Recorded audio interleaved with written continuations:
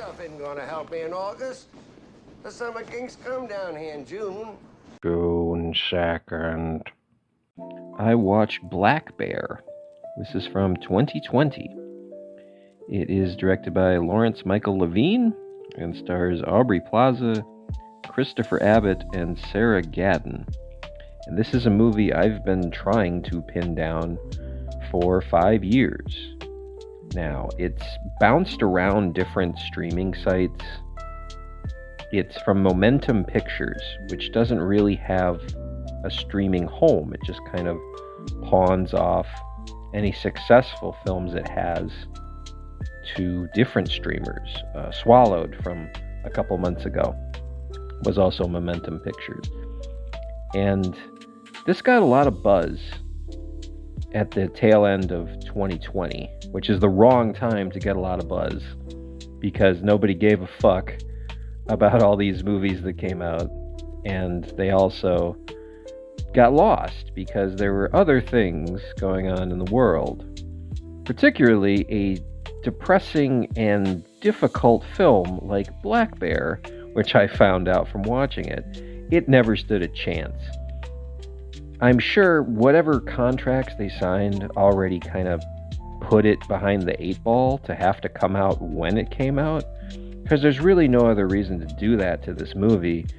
It had to be a knowing death sentence, but it was already planned, so we did it.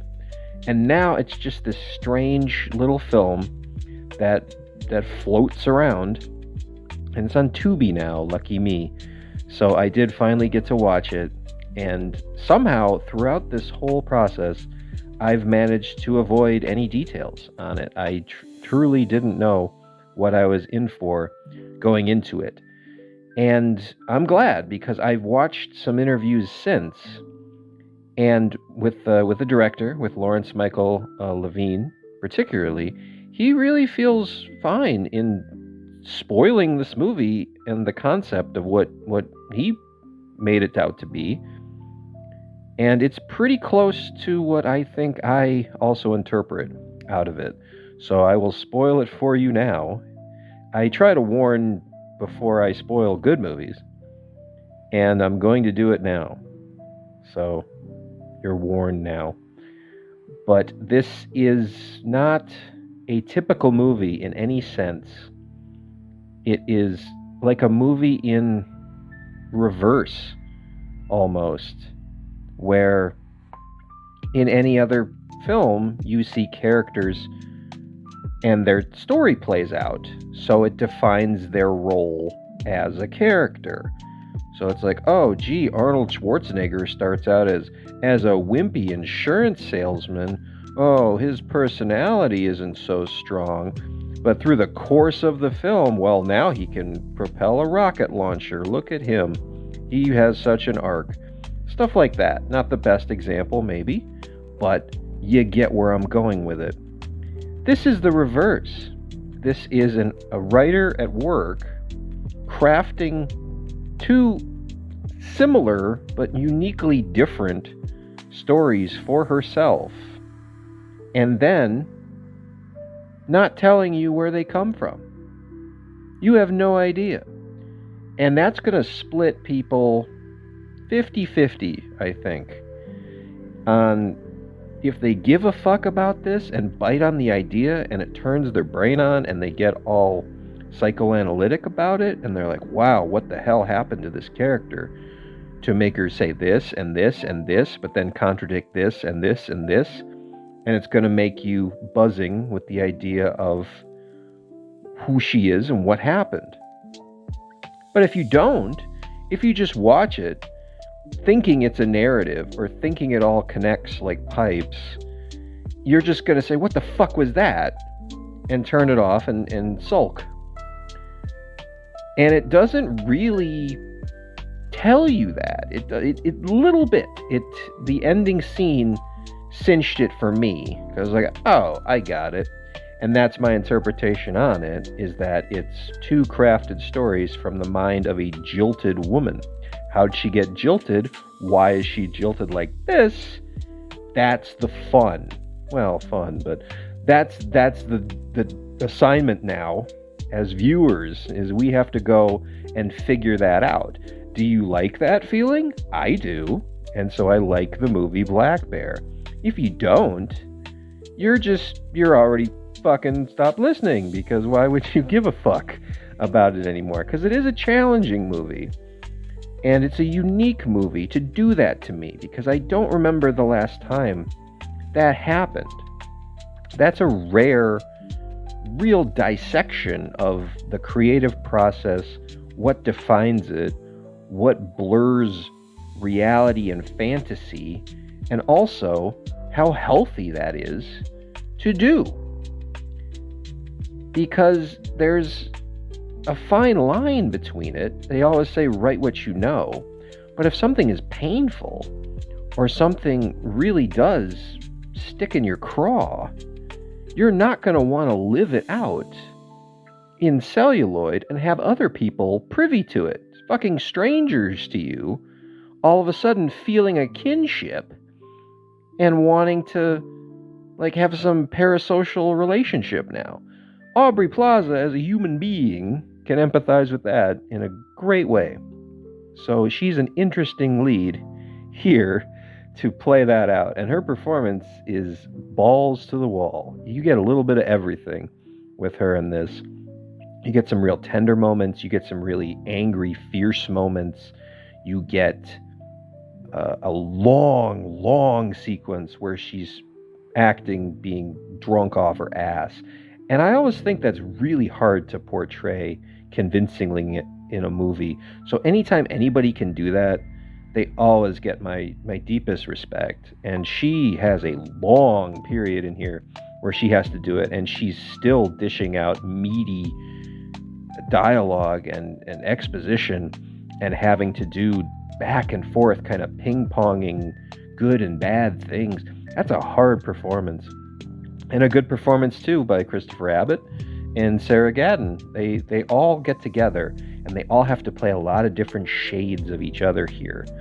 And they're all on board. They all know the assignment to a T, and it plays out really, really well. It's basically a three-person show. There's other people that pop up here and there, but these are your key pieces, and they really play together well in a dark and ominous way. So even when they act really bluntly, because they're very carved out characters, they don't have a ton of nuance on the surface, but then, like, you see their actions, and their actions have consequences. So they bear the scars of them, and they show it really well. So they are blunt, but they also unfold to show, hi, I'm a fully formed character. How do you like me now? And that's such a rarity to get to see a movie have no kind of fear of time or no urgency to get where it's going. This just kind of happens. It's some shit that happens, and then it dumps all the pieces in your lap like a bastard child or something, and says, you play with it now. Show me what you got. And part of me really loves that. I really love that attitude. I really love that there feels like a mission statement and a purpose behind all of this. And once I caught the link, I really liked it. It did flip my whole perspective just on its head, and it rearranged kind of how I should watch this movie. I shouldn't watch it desperately trying to put them together and desperately trying to figure out who's who and why and where and what does this represent, because it's not the actions that represent anything specific. It's the person who's telling it and why she's telling them the way she is. And that's the interesting part, because now you're like, who the fuck would tell a story like this or like this? And that's what has me still picking it apart here after I watched it. So obviously, give it a chance if that sounds at all interesting to you to be able to pick apart a film like that.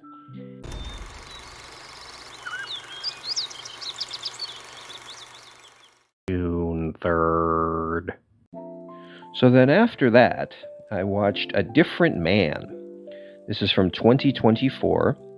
It is directed by Aaron Schimberg and stars Sebastian Stan.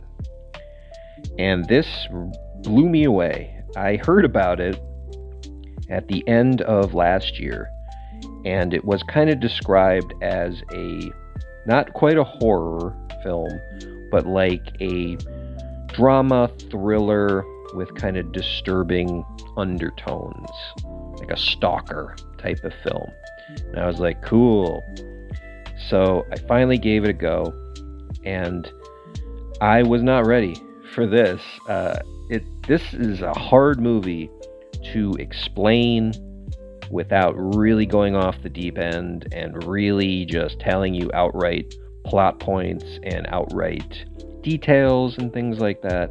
And to do that is a disservice to watching this, because you get to see it unfold layer by layer. And there's so much to really dissect on that.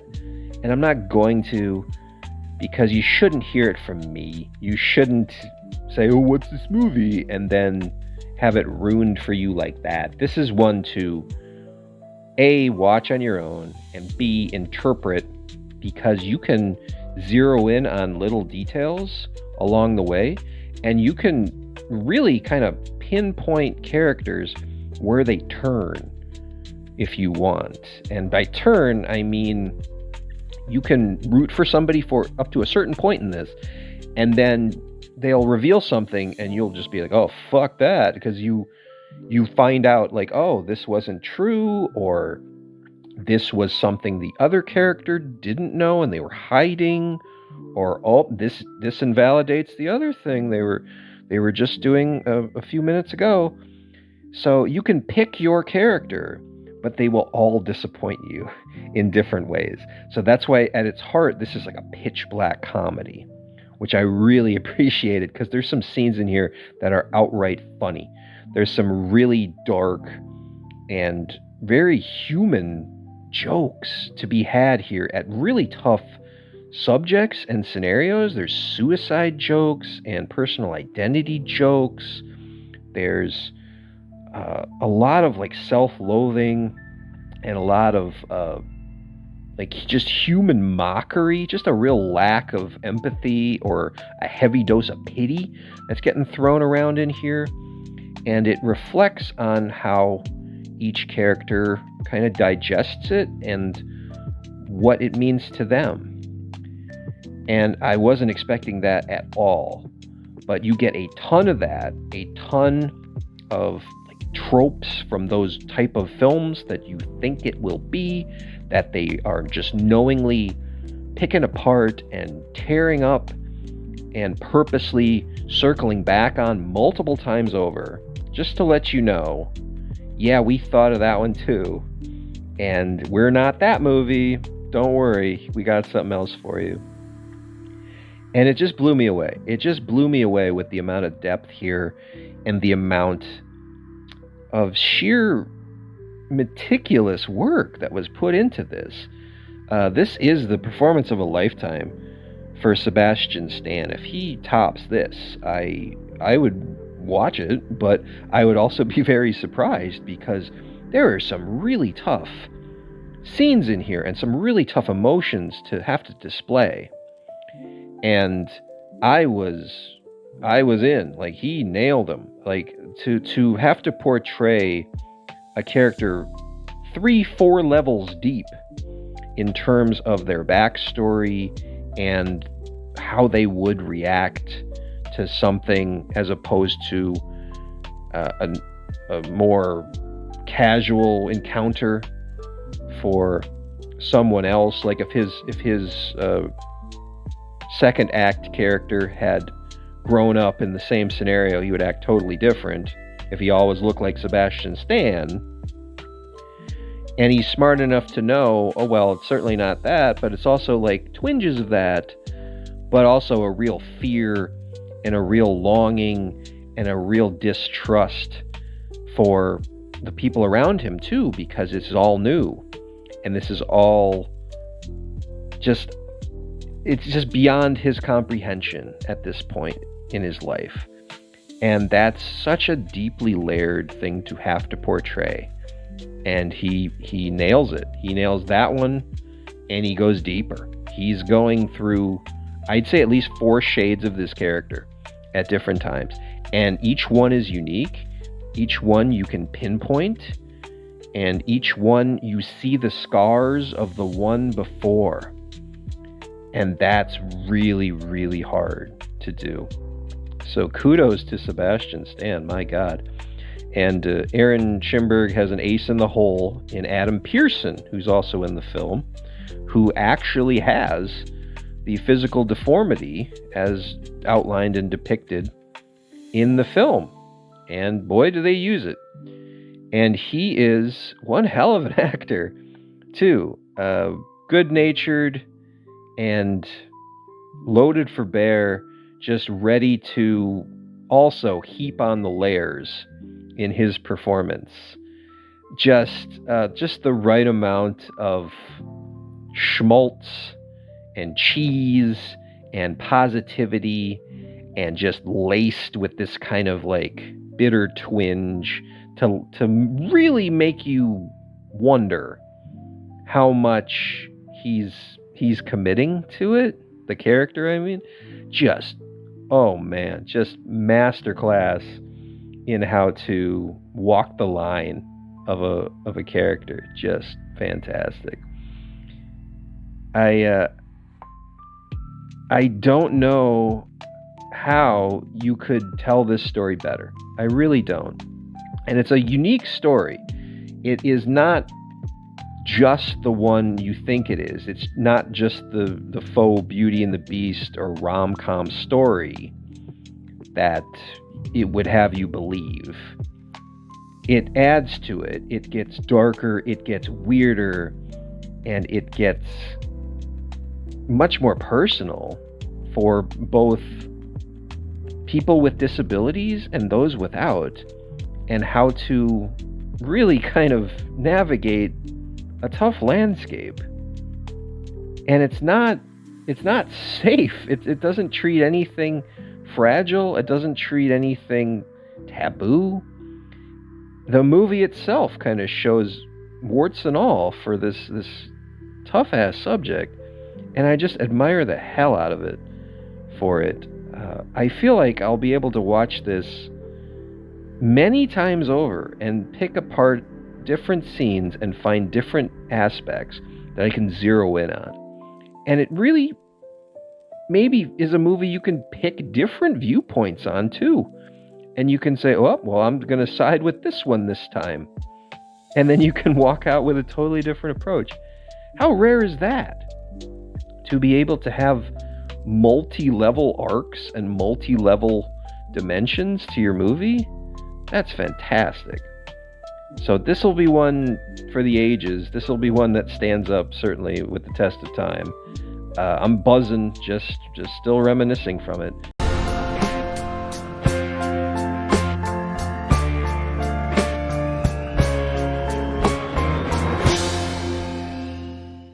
June 5th.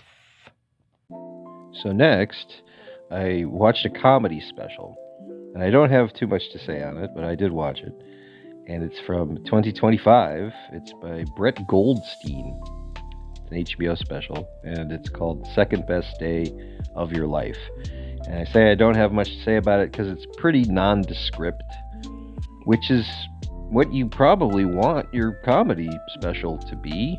You don't want it to be a fucking disaster, obviously, but you don't want it to really like be a push in one genre too much. Like, you don't want it. I didn't know anything about Brett Goldstein before, so I didn't know what to expect.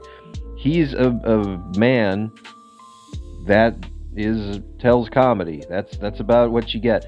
He is bland man who shows up and smiles politely and tells soft jokes where he occasionally swears to punctuate them.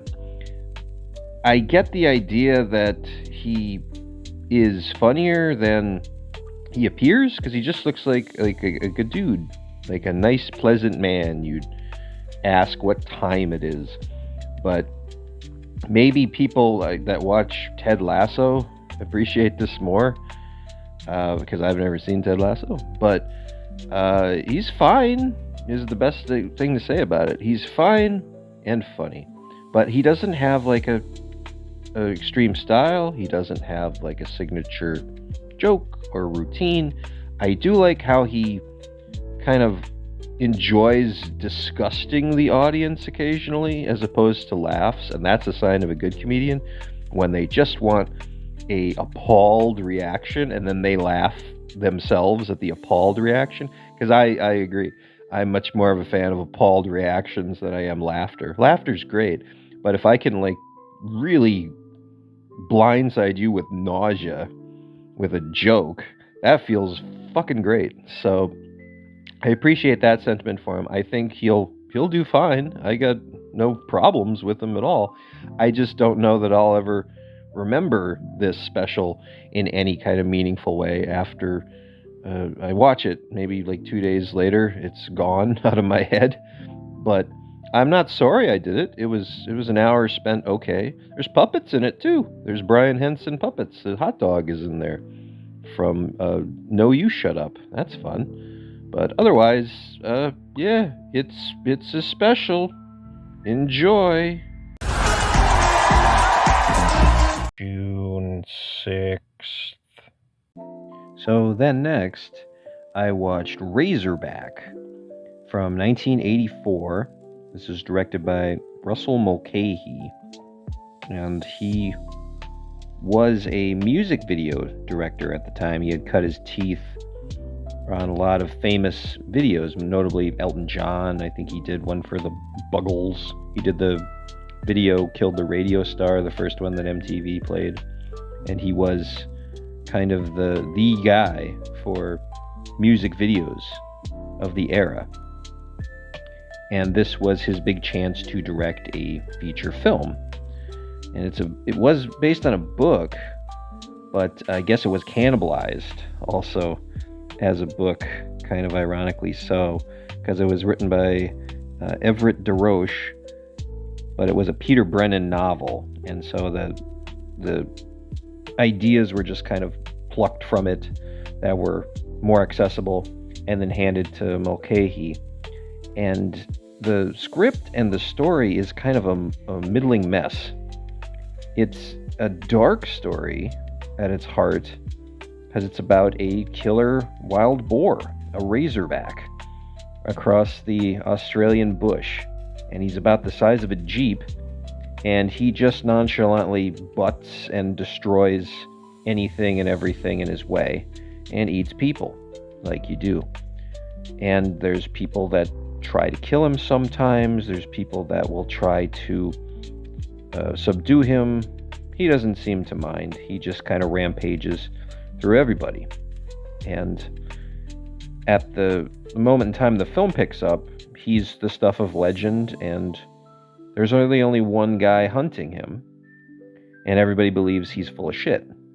Until now there comes an American into town to investigate a separate, unrelated news story, and then all shit breaks loose. The story of it, though, is not the meat of it. The big advantage to this is its visuals. This is a visual feast, a luau, if you will, of visual set pieces from Mulcahy. He really goes out of his way and makes the outback look like Blade Runner's 2019 Los Angeles.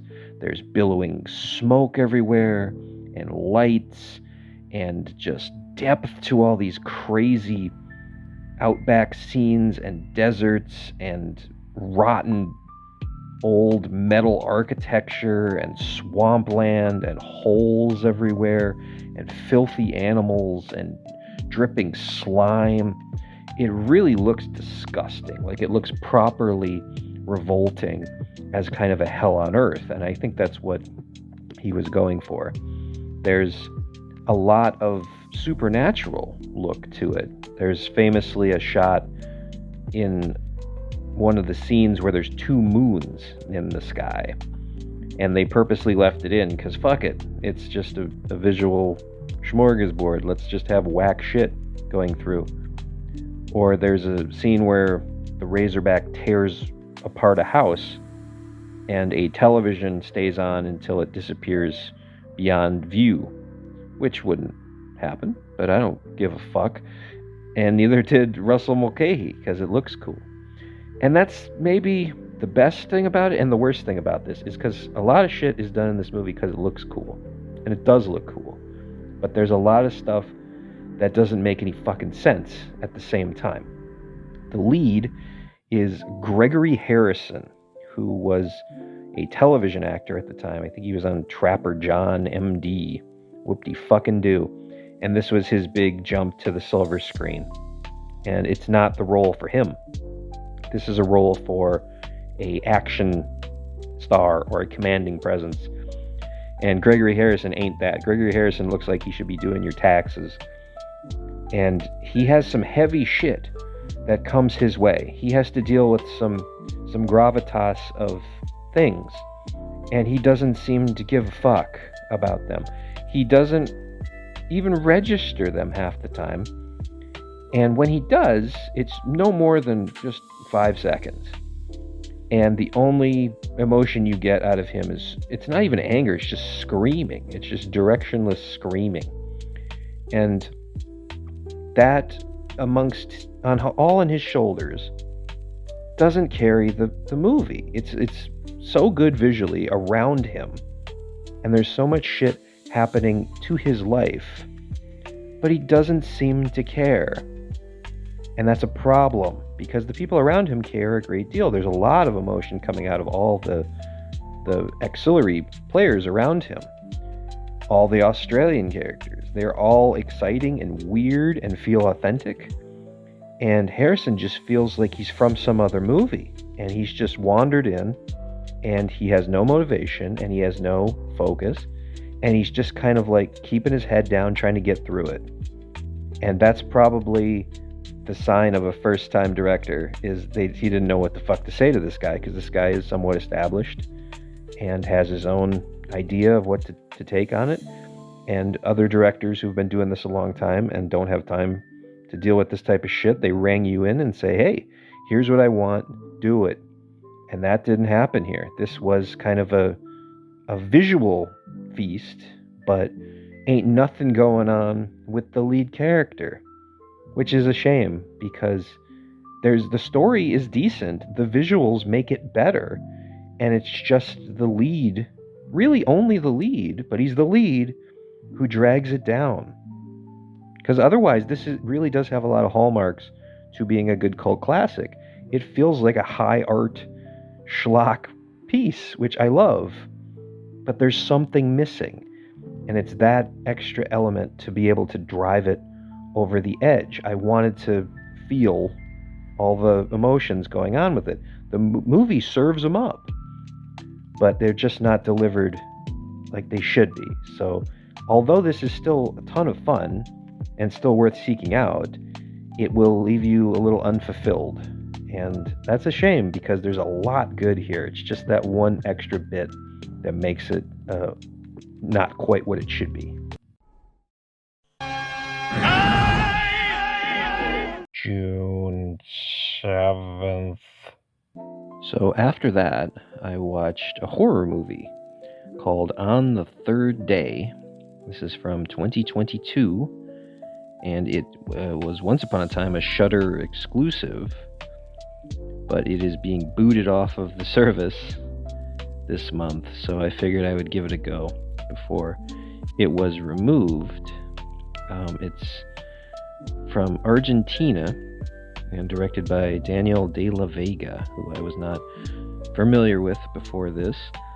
It appears to also be a creature feature based on the poster for it. It has a big ghoul on the cover that looks like Joey Jordison from Slipknot. But really, it's more of an old-fashioned piece-em-up type of mystery, where the title alludes to the third day after an accident that the lead actress has along with her son. She plays Cecilia, and she goes missing after a car accident and then pops up 3 days later, but everybody else from the accident is missing, including her son. So it's one of those movies where you piece together what happened amongst those 3 days, because she has no recollection of it either. And even though it's only about 85 minutes long, it feels much longer. This is very drawn out. It's almost a story you could resolve in 15 minutes, the way they've assembled it. And they just drag this fucking thing out for those 85 minutes. And the only actor who came to play it all as the lead is Mariana Engelari. She has flashes of depth in her performance. She knows when to look distressed. She knows when to look pleasant. She knows when to look sinister. She knows when to look confused. Everybody else around her is lost. And in a way, it amplifies her performance, but at the same time, everything else about it is very stock and feels like a old episode of CSI. It's just marching along. There's no big revelation like you would think. It's all just kind of like marching along like a track. And it feels very, very procedural would be the word I'd give it. It looks fine, but it looks very tame. It looks very bland. It's efficient. It's the kind of filmmaking you would use to make a show like that. Very, very okay. But for a horror movie, I wanted more excitement. I wanted more fear. There's nothing really scary about any of this. It's just a straight-up mystery.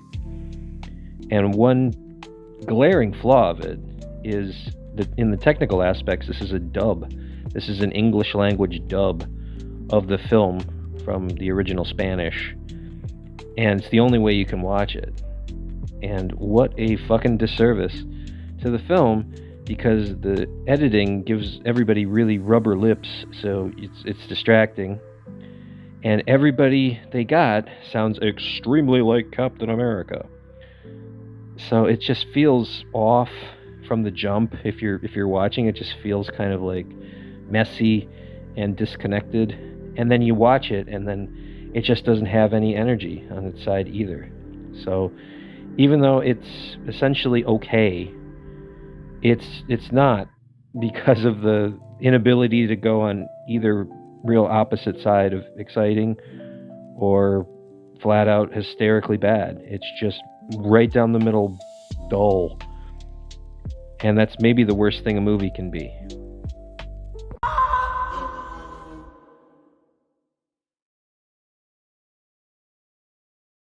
June 9th.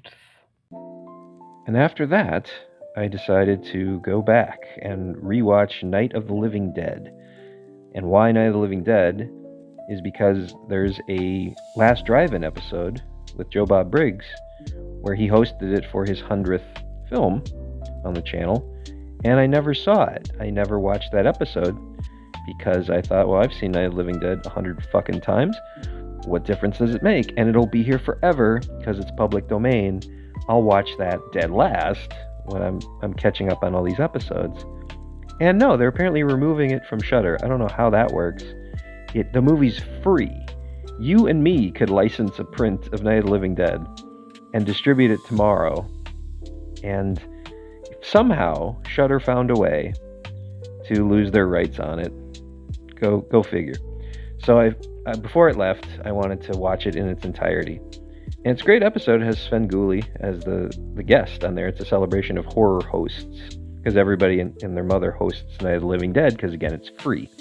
And one good aspect that got cleared up on the episode is Joe Bob explained why the copyright was null and void on the film. And I always heard conflicting stories as to why. I heard it was like a form was filled out wrong, or I heard it was like a ratings issue, because it was notorious when it came out.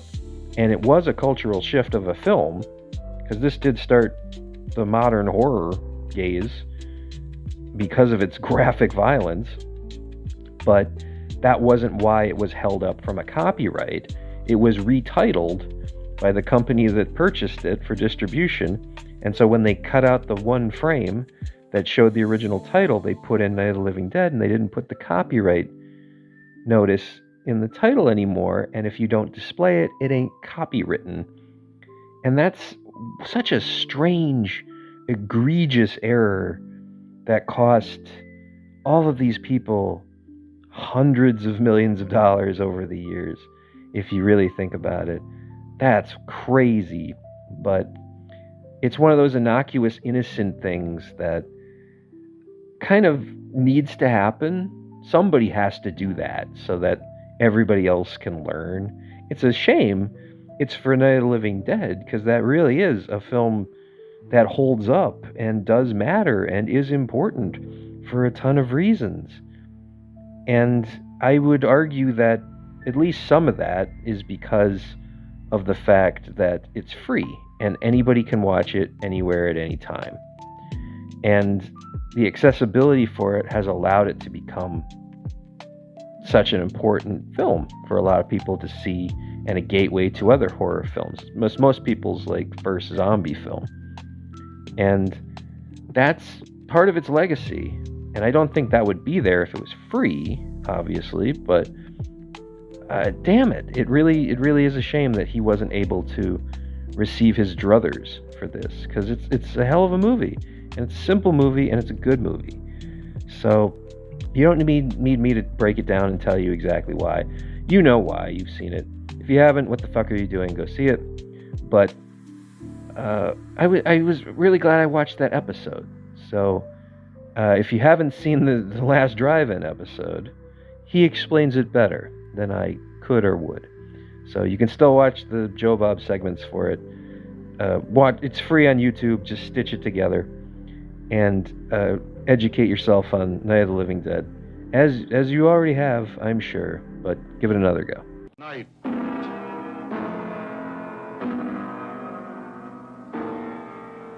of the Living Dead.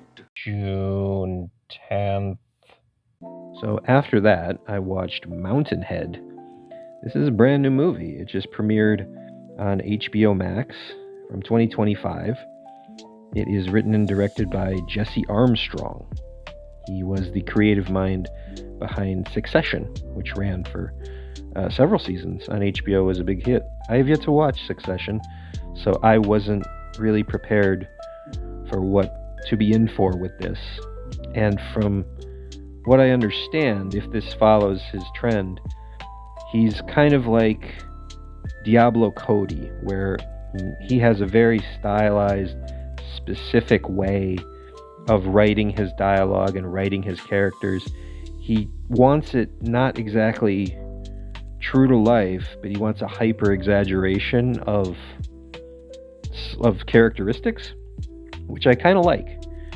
I like that stylized approach, especially when you're making a point or want to make a point that a group of people are kind of single-minded focused. And this movie is about 4 tech bro idiots who are supremely simple-minded and single-minded and just gauge each other's value solely on their net worth. And it's them gathering together to play poker. They're going to have a boys' weekend at Mountainhead Retreat. And it's got a good cast. It's got Steve Carell, Jason Schwartzman, Corey Michael Smith, and Rami Youssef. And each one of them genuinely understands the assignment. They know how to play these characters, and they play them pretty well. They play it almost straight-faced, but just the idiocy and the insanity that comes out of their mouths proves that this is a fucking joke. There's some legitimately very funny moments in this. And I did laugh, but it took some getting used to for sure, because it doesn't tell you what you're in for. You just put it on, and it is also one of those movies that if there's going to be a contingency of people that watch just on the surface, they're going to watch it as it is, and they're going to get the wrong idea from that. And there's a whole bunch of movies like that. You got your Wolf of Wall Streets, or your Fight Clubs, or your American Psychos, and people watch them and they just think, wow, sick fucking movie, bro. It's fucking dope shit, bro. Fucking rad. And then they want to hang their poster up next to their Boondock Saints one sheet, and they get the wrong idea. I'm 100% sure that was not the intention behind this. The intention is to show how oblivious these fucking idiots are to not just themselves, but to humanity, and that they're so detached from it all that this is how they trot themselves out, and they think they're doing a great job. But there's no catharsis to it. You just kind of watch it unfold. You're a fly on the wall for it, and there's no arc. Everybody is what they are, and they remain it. They just run towards themselves, and you watch it play out. And your only response is going to be, sick fucking movie, bro, like that, or it's going to be shaking your head going, why the fuck is this the way it is? So it's meant to inspire you, I guess. It's meant to inspire radical change, so you get up there and fight idiocy like this and change it. But unfortunately, because it's so dry and so on the nose, I think there's going to be that crosshair where a lot of people just watch it and either hate it because they don't identify with it, or they identify with it, and that's even fucking worse. The third secret option is you're supposed to watch it and get mad and try to stop it from happening. And that's noble, but I don't know how a movie like this would accomplish anything like that. It's more like a silly satire, so you can sit there and go, wow, people sure are shitty these days. And it's probably more accurate than I want to believe. But again, it's not really an escape from that. And it does feel kind of like a celebration of idiocy, or like a validation of it too. It's not. I don't think it really is, but it's enough of one that people will confuse it like that. And so in the wrong hands, it's a bad tool to have. So it's a hard one to say is worth it. I think it's going to age pretty well after all this shit nukes itself in one way or the other. I think you can come back to it and go, oh yeah, remember that when this was innocent fun and this was considered satire? It's going to be one like that. So I get it. I do appreciate it. It's not perfect, but it is pretty funny if you like satire and you like dark comedy. It's pretty good, but yeah, not exactly one for like fun times or entertainment.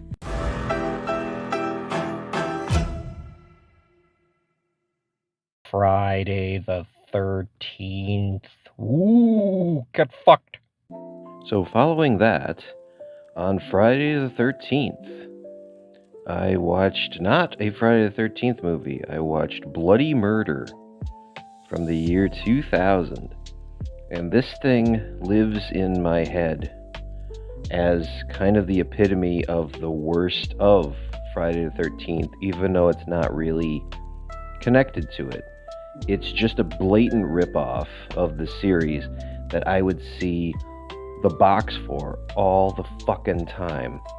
When I worked at Hollywood Video years ago, I would check out Bloody Murder like 2-to-1, way more than any actual Friday the 13th movie. And I kind of understand why now, years later. At the time, I was rolling my eyes, and because it was always to some hyped up 10-year-old kid in a group with other 10-year-olds. And I'm a scumbag, but also a friend to other scumbags, so I would look the other way and rent it out to 10-year-olds all the time, because they should be able to see garbagey shit just like I was. And I would just kind of resent him for picking that one, because I had whatever film knowledge I had at age 17, and I was like, wow, you're not even getting the right franchise, like looking down on him or something, like some real asshole. And that's the wrong attitude to have. I know that now, but it was a newer movie at the time because it came out in 2000. So now I get why people were grabbing that, because I assume these dirtbag 10-year-olds had already seen all the Friday the 13th. At the time, I hadn't. So in my head, it's just like, just watch Friday the 13th. That's what you want. Why are you watching this shittier version? It's because they wanted some more Friday the 13th, and there just wasn't more Friday the 13th at the time. That was the Friday the 13th. And that was it, because Friday the 13th decided to crawl up its own ass as a franchise and get into legal battles for 20 plus years over who owned what and not bother making jack shit. So that was what everybody was left with. That generation's spazzy 10-year-olds had to watch fucking Bloody Murder if they wanted the same fix as a new movie. And I never watched it because it always looked like shit to me. So I thought, well, fuck it. I haven't even seen these Friday the 13th. I'll at least watch those first. And then maybe I'll see that. But why bother if I can see the real thing? And now that's been in my head for 20 plus years. Just because it was so, like, such an anomaly, as such a bad piece of shit looking thing. So I figured, well, it's Friday the 13th. I've actually seen every Friday the 13th movie now, long ago at this point. So let's watch Bloody Murder and see what the fuck this is all about. And you know what? It's not that bad at all. It's fine. It's just a victim of, well, its biggest problem is also its biggest selling point, that it is a Friday the 13th ripoff. Because would I have seen it otherwise if it was just called Trevor Morehouse the movie? Probably not. But because it's some asshole in a hockey mask with a chainsaw on the cover, yeah, I did see it, and that's why. And that was like 100% a marketing ploy and gimmick that director Ralph Portillo, not related to the meat sandwich shop of Chicago, that was his idea, is fool people in video stores with cover that looks like Friday the 13th movie. And that's inherently shitty from a renter's perspective. But again, at least it's a movie being made with that style and attitude that people are craving. So if actual Friday the 13th isn't going to step up and make a fucking movie at that point, well then, what's stopping Bloody Murder? Nothing. Just legalities. And so they got around that pretty easy. And there's also a kind of clever dig on it, because they just name one of the counselors Jason. And so in every scene, they can say, where's Jason? Have you seen Jason? I think Jason's a killer. They can do that over and over and over, and do.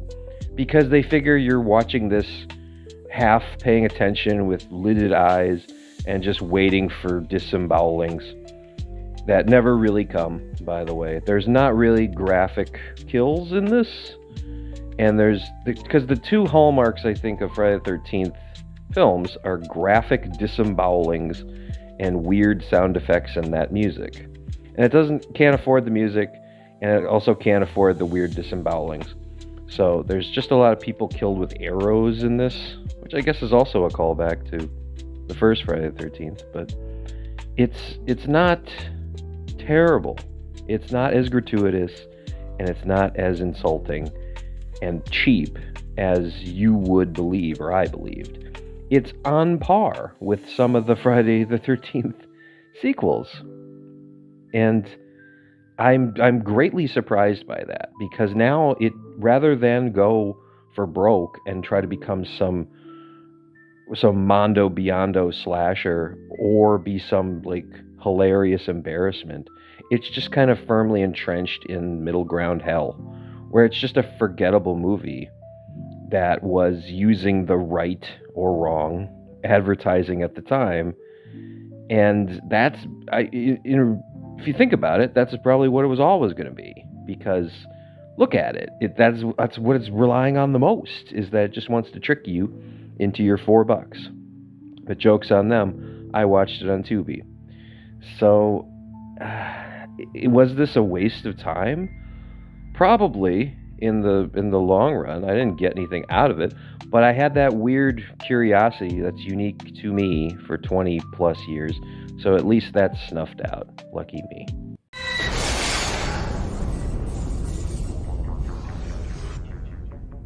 Saturday the 14th? So how do you follow up a Friday the 13th viewing with Saturday the 14th, of course? So on the 14th, I watched the eponymous Saturday the 14th, which I've kind of always wanted to see as this B-movie spoof that I heard about. It was released in 1981, and like most people, I assumed it was a Friday the 13th spoof. But what I didn't think about until I actually got into watching it was that Friday the 13th as a series wasn't really established at this point. There was one movie in the series at this point, and it was a big hit, but nobody knew this was going to become some juggernaut over decades.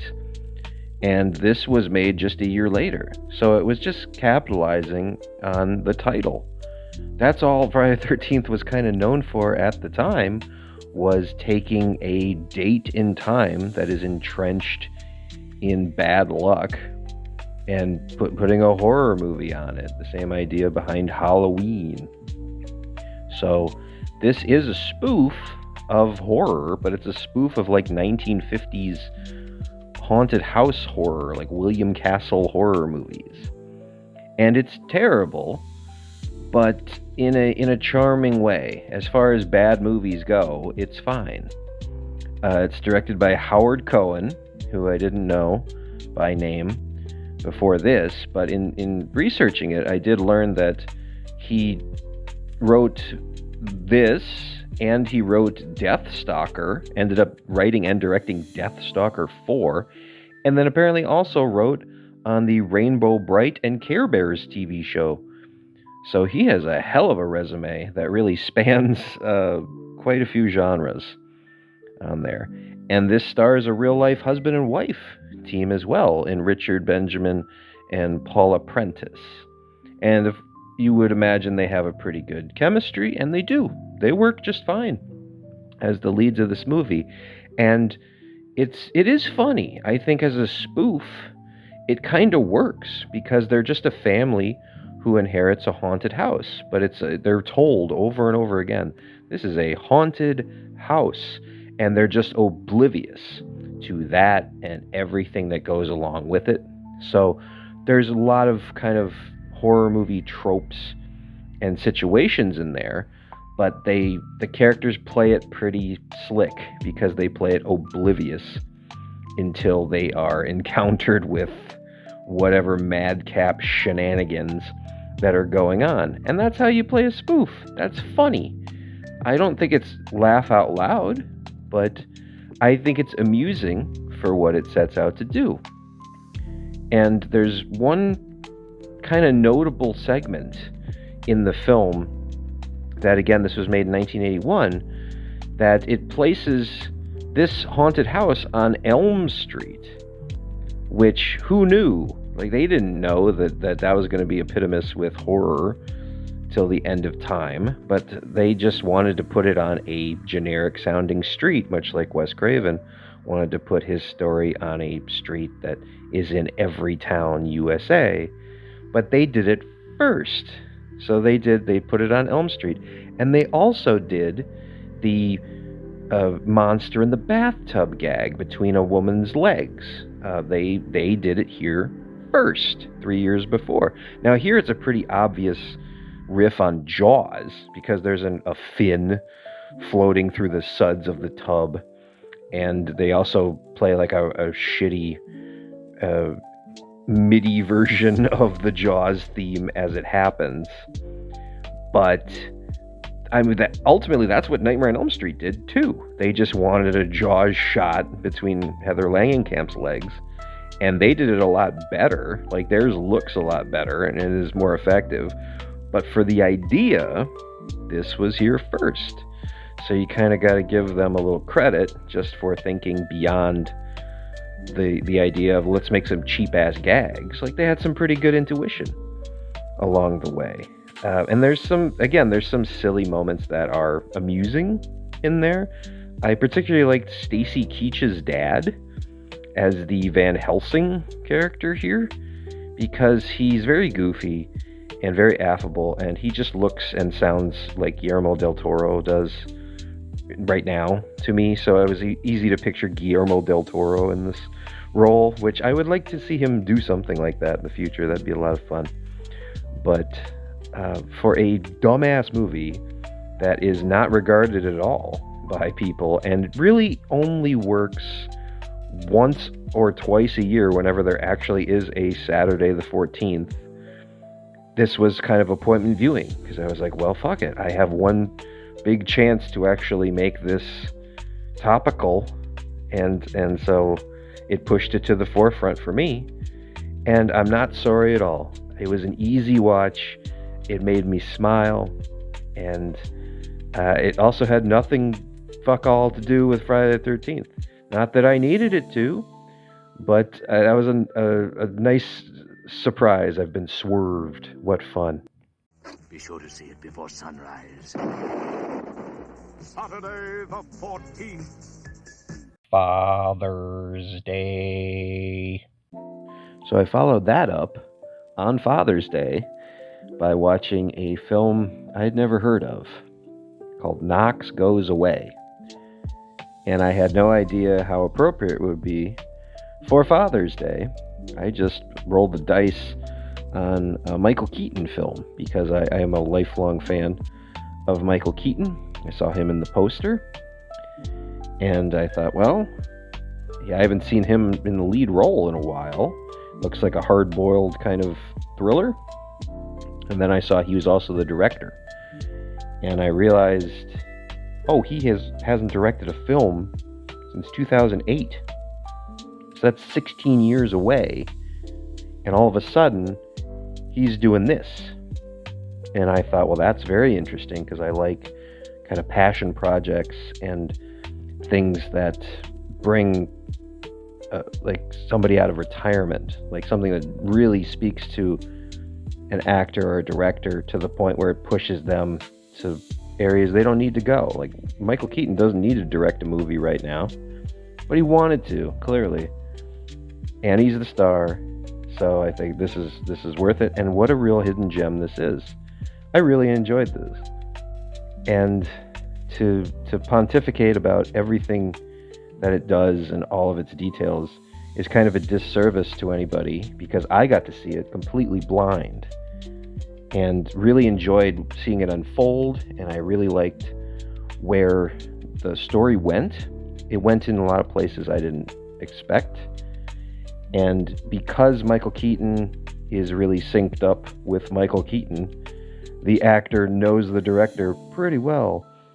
They make a movie that is at the exact same pace. His character is a step or two slower than everybody around him, and that matches the tone of the film, because the film is constantly like, it's like the rabbit and the hare. It's not slow in the sense that you're like, oh, come on, get going. It's just very knowing and very wise, and it's just slowly getting to its point, as opposed to streaking to it and trying to do all this extemporaneous shit. This has an absolute goal, and it just goes about the way to tell it very methodically. And I'll tell you, it's just about a contract killer and how he is now suffering a mental decline. And so it's what you do when you're faced with that. And that's interesting to me because it's a character that you've seen before in all kinds of tense and tight and ticking clock scenarios, but I haven't seen one like this, where the enemy is kind of within and there's no outsmarting it. You have to just do what you can and adapt along with it. And that's interesting to me. And this is filled with cameos, I guess, by other actors, which is nice too. I guess people that are Keaton's friends helping him out. You get Al Pacino in a few scenes there as his buddy. You get Marcia Gay Harden showing up as well. So there's just a lot of good to be had here. I guess I'm entering my old man direct-to-video thriller adoration phase. Maybe that's it. But I don't know why I have such an affinity for this. This just feels like a noticeable cut above the standard like direct-to-video action shoot 'em up films. And I've seen a lot of those too. But this is very satisfying because it's not that. It's much deeper and more thought-provoking than that. And I think Keaton gives one hell of a performance too. On top of it, this is a tough story to tell and a tough story to film and a tougher story to act out. And I thought he does it in a really nice, non-exploitative and realistic way. I really enjoyed this, and for a movie I definitely think has already slipped through the cracks, because this came out in 2024, and I'm the target audience for this, and I didn't know it existed. I just was flipping through HBO, and what's this? So it's just another one of those ones that gets lost unless you seek it out. So I'm telling you, give it a chance. It's really good.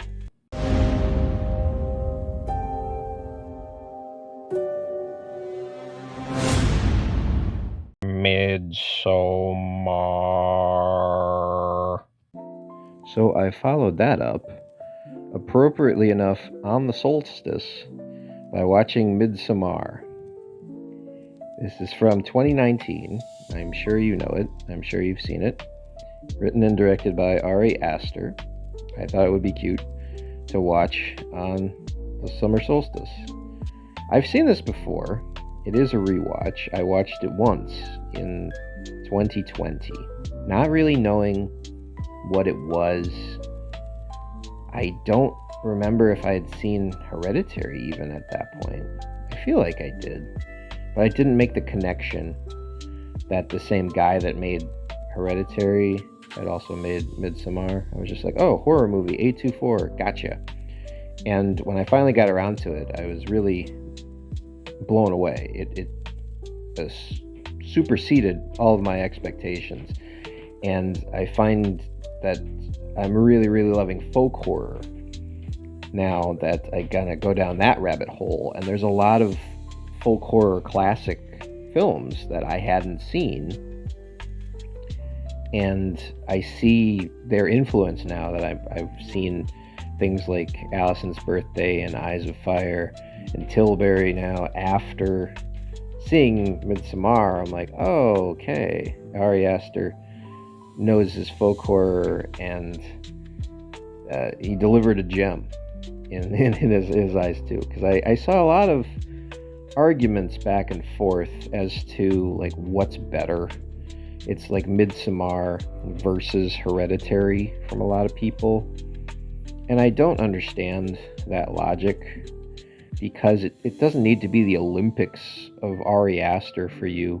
He made two distinct, unique horror films that you're allowed to like both of, and now that he's released Beau is Afraid and he's got Eddington coming out here in 2025, those look absolutely nothing like Hereditary or Midsommar. So nobody's comparing any of these to each other anymore. So I think it was just people saw two unique voiced good horror films released and they immediately had to rank them or have some kind of like ownership in their heart to which one was their favorite. I never understand that. You're allowed to like a bunch of movies. That's why there's a fucking million of them. You can watch them anytime. You can stack them. You can watch part. It's your game. Play it however you want. Point is, Ari Aster makes good horror movies. And my favorite might be Midsommar. I think I like Beau is Afraid of the three so far. But I really have trouble calling that a horror movie. It kind of is. It kind of isn't. If you walked up to me and said, recommend me a good horror movie, I would never ever say Beau is Afraid, because that's not the traditional view of a horror movie to me. It's scary and unnerving, but if you say horror movie to me, I don't think that scratches your itch. I do think Midsommar scratches the itch, especially if you're into folk horror. Then it's 100% going to satisfy your urges with it. It's if you don't know, it's a simple story of Florence Pugh as a young girl accompanying her boyfriend and a group of his friends on a trip to Sweden. And they're going to write about the cultural practices therein. Sounds relaxing. And instead, it just kind of circles the drain into hell, which is fantastic. I think a minimalist plot just like that, where you can go anywhere, do anything with it, and it just gives Ari Aster carte blanche to be as twisted and strange as he wants to be with these characters, with this setting, with this philosophy, and playing with the ideology of loss and acceptance and what is family and what is gaslighting, what is indoctrination, all of that in this bare bones plot with a powerhouse performance at the head of it from Florence Pugh. That's fantastic. That's where he works phenomenally at his best, because he's so good at drawing out tension. He's so good at making things foreboding and strange and ominous, and I don't think it ruins it to tell you that you can kind of feel something's off basically from the jump, but he still finds a way to go deeper and darker and weirder with where it all goes. And he didn't have to. There was no law on this to say, make this a super fucked up movie, Ari. He just wanted to. And he followed his twisted heart into the woods, and this is what you get. And it absolutely holds up. I like it more this time around, because the first time around was kind of like hitting beats and just surprises here and there. And I was like, what's happening? What is this? It just kept getting bigger and bigger and bigger. And now this one has more mystery to it. I was asking questions out loud to the screen in this one. This has much more logic underneath it than I picked up the first time. And so a repeat viewing was a good idea, not just for the cutesy solstice thing. I should probably track down the director's cut someday. That adds a full 20 minutes to it, and that would probably answer some more of my questions that I have here. But in the back of my head, I'm also wondering if that would ruin it, because there's always that idea that if something is so good as unsaid and with so many unanswered questions, do I really want them answered? Is it going to make it so much better to have clarity and answer to it? Maybe like it'll shut my head up, but for the emotions that come from it, it'll probably hurt it. So maybe not. Maybe I'll just stick with this. Someday I'd like to try it though, because I really do like it, and it deserves another viewing in my mind. Maybe next solstice.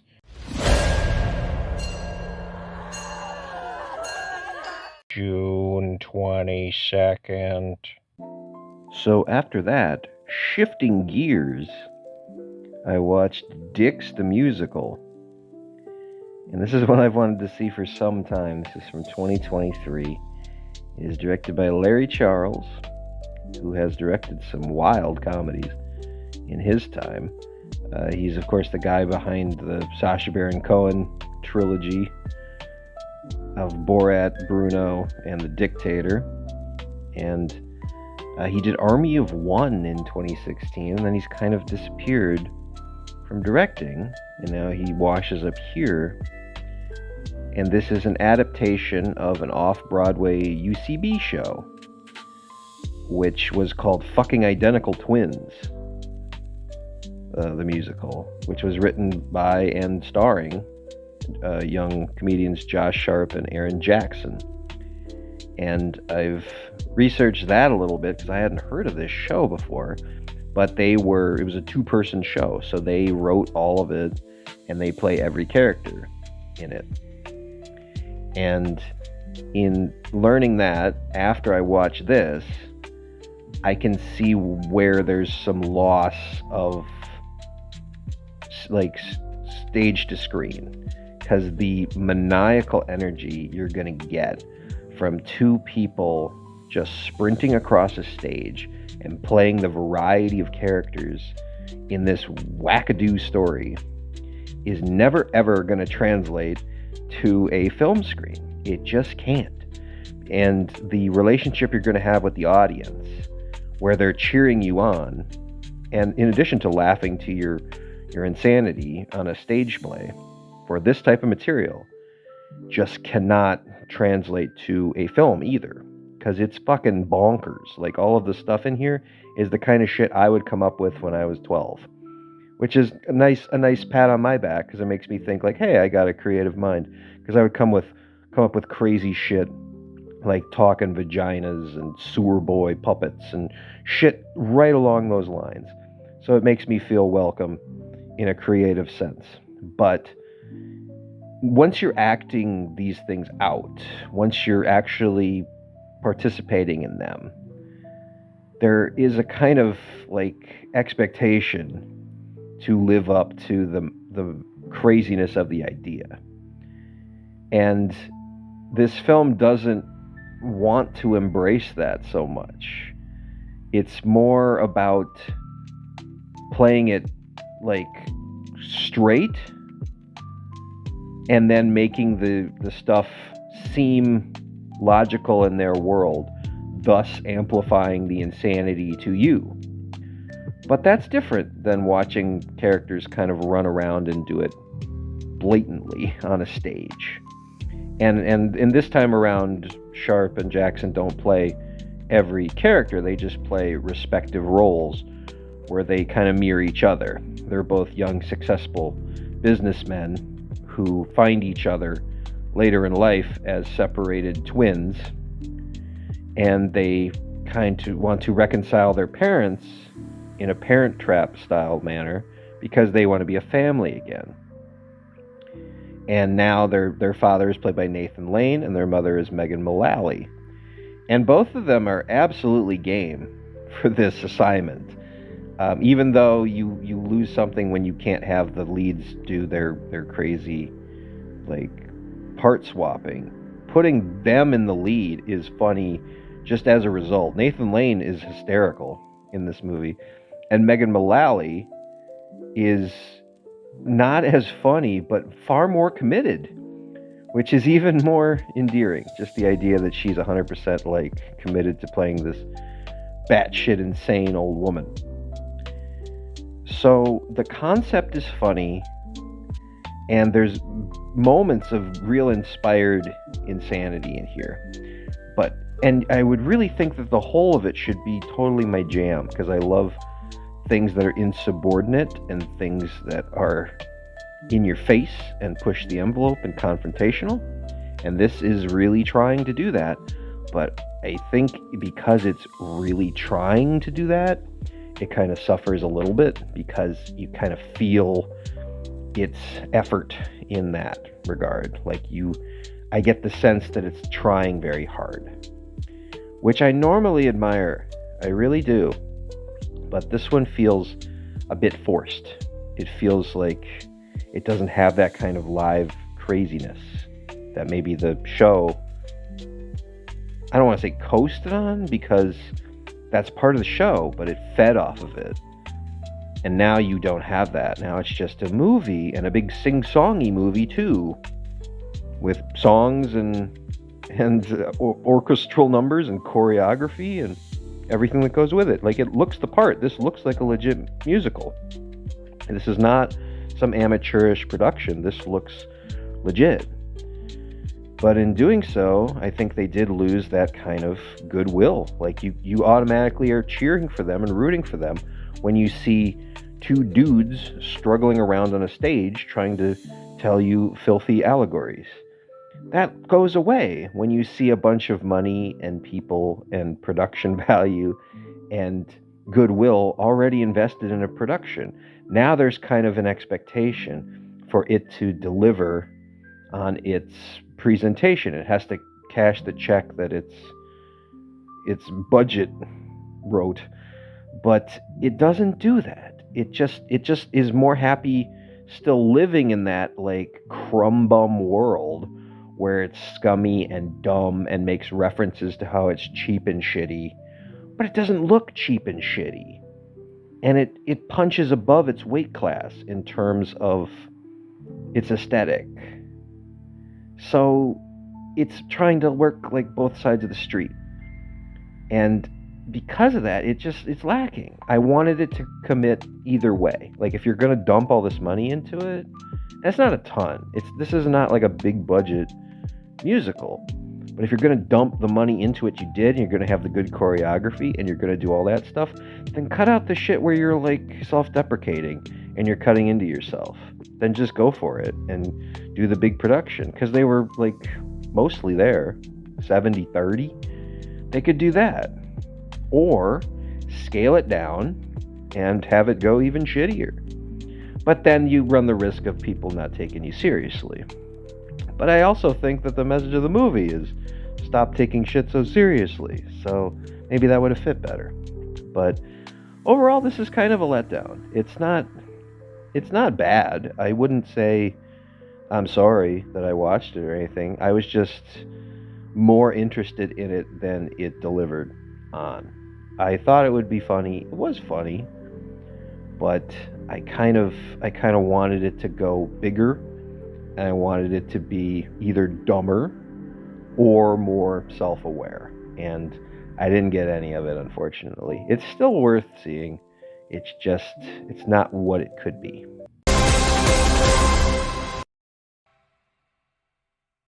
June 30th. And finally, I wrapped up the month watching The Mortician. This is from 2025 on HBO Max.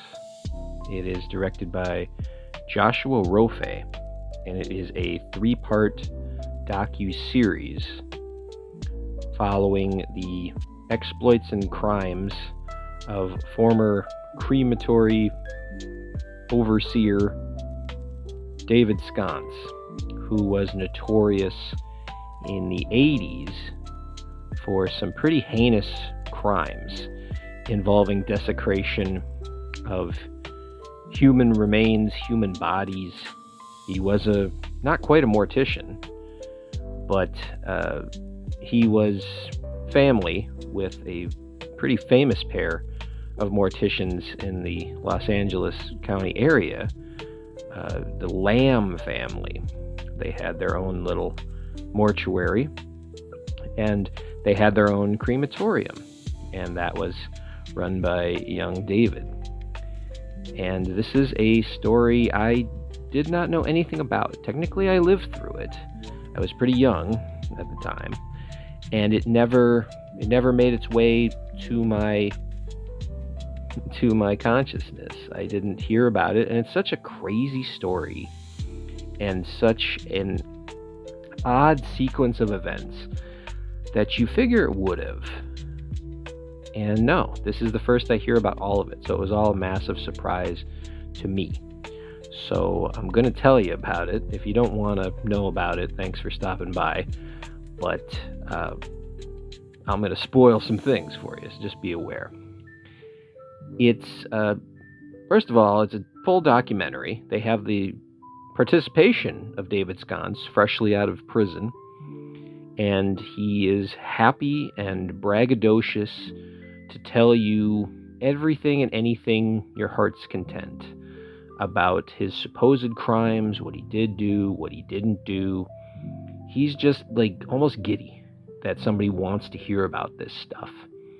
And it becomes pretty clear throughout the course of the documentary, he's a pathological liar, which ain't great, but it does make for compelling television. So it all kind of can be summed up with the idea that he's a terrible person. And he was tasked with running this crematorium and decided to enterprise it in the most money-making way possible. Because it also lays out how a cremation works, like the rules, the timeline. And he looked at that and said, fuck that, and just turned it into an enterprise and a game. It was like, how many bodies can I cremate at once? How can I make money off of this? What can I do for me? Just the ultimate and selfish behavior for young David Sconce. And turning into like a weird mafia-style kingpin, making his own hired goons, taking out his competition, rubbing it in people's faces, just like not even caring when the law steps in, superseding it, laughing in its face. Just such a strange attitude and a strange stance to take on stakes so high that he's just unapologetic about all of it. He's just very matter of fact, like, this is fine. I don't understand why people have a problem with this. Here's how it really works. Ba ba ba ba ba. And through the course of it, I found myself wondering if he has always been a sociopath or if this is kind of a learned trait from the funeral business. And that's an interesting question that I'm still asking, because I think when you are around death all the time and you're working with it and it turns into like a business and you have to view it as kind of your friend, like their pain is your ally and their vulnerability is your asset. Sell them a bigger casket because they're sad and they want what's best for dear old dad type of weird bullshit. I can't imagine that helps you. I can't imagine that makes you very empathetic, and it kind of makes you see behind the curtain, so to speak, and you were like, oh, I guess this is all there is to it when you die, and you just don't care anymore. And that's what I got from him, at least at the beginning. But then he really does reveal himself as like manipulative and weird and just lying and really trying to get a rise and a reaction out of the people interviewing him, just the people in the room with him. And they have other witnesses kind of corroborate that too. So I don't know if he was always this way or he developed it. I think it's a little bit of both. I think he was kind of a meathead asshole who didn't respect a lot of things. And then being around death, that's what he didn't respect. If he would have been around police, he wouldn't respect victims. If he would have been around firefighters, he wouldn't respect cats in trees. I don't know what their problem is, but it's just habitual usage kind of deadens the senses. And he's definitely dead. Like he does not have any kind of genuine emotion coming out of him. It's just hustle and disgust at the world around him. And he thinks he's just the best. He really thinks he's really good, and he thinks that if he just would have had it his way, everything would work out fine. He could recycle body parts all day. he could revolutionize the funeral industry, and you're all dumb for getting in his way. And what an interesting subject to have a documentary on, particularly in a story like this that is so morbid and so strange and really pissed off individuals. I mean, I think the documentary focuses on about 5 individual victims that they interview that were kind of victim to his crimes. But they estimate over 20,000 people were affected by him because he wasn't just the crematorium for the Lamb funeral home. I didn't know this about funeral homes, but most don't have their own cremation services. They offer it out. So he would pick up bodies and jobs all the time, and he would do it for them for cheap and then part them out like they were cars, which is really fucked up. But again, he just saw it as this weird enterprise with which to make money. And part of me even can see the logic there. I really try to see the logic in anything. And if he is a victim of circumstance and he's just around it so much and he's disillusioned and death means nothing to him and he really thinks that this is a bunch of shit, might as well get some use out of X, Y, and Z while we're here, might as well make some cash, blah, blah, blah, blah, blah, then I can kind of get where he comes from. But it's also like 99% about money for him. So he doesn't give a fuck. It's just money. And that's inherently much worse.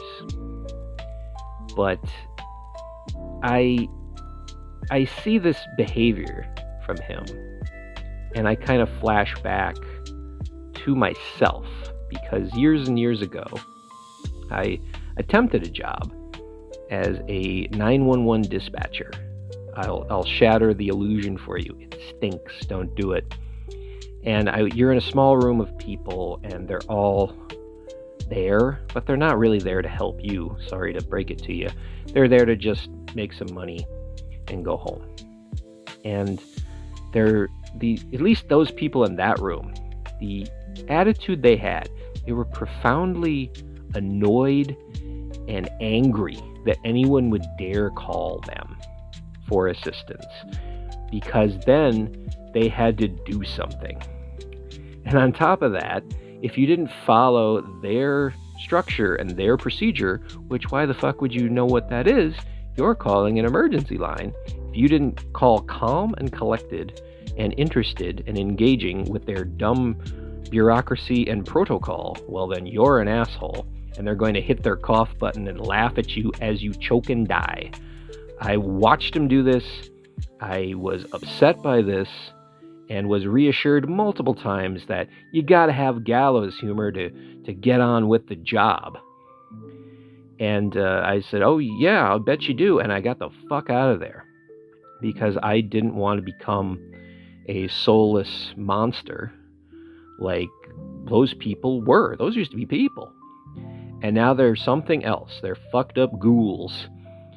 And as dark as my humor can get, when somebody calls you and they're sobbing and they're dying, or their father is unconscious in a pool of blood and they're 9 years old, it's not fucking funny. It's a funny concept. But when it's done in a realistic way and you hear real pain in somebody's voice, it's not funny. But to them, it got funnier and funnier and funnier the realer it got. And I just kept hearing that and seeing that again in this guy's voice and the way his eyes would light up, telling these stories and delighting in the way he would just talk about what a piece of shit he was. Just so far beyond gone as a person. And that's inherently awful. Like, don't hang out with David Scott. Interesting subject about a documentary, though. Well worth seeking out, especially if you don't know about the story. You probably know now, you listen to me. But if you don't want to research it, you just want to dive into it, I know it's an investment. It's 3 hours. But it really does fly by. It's 3 separate episodes. You can do it one by one if you want. And very interesting, very well done, and took 4.5 years to film, from what I understand, and 2 years plus to edit, because they didn't know what they were going to get. He was in jail by the time they got him, and then he got out, so they had to kind of get what they get. And what a story to tell. I don't think it's the last you've heard of old David Sconce, but well worth checking out. So thus concludes June. So what is July and what will be left of it? We'll see. And if something happens here tonight... So what?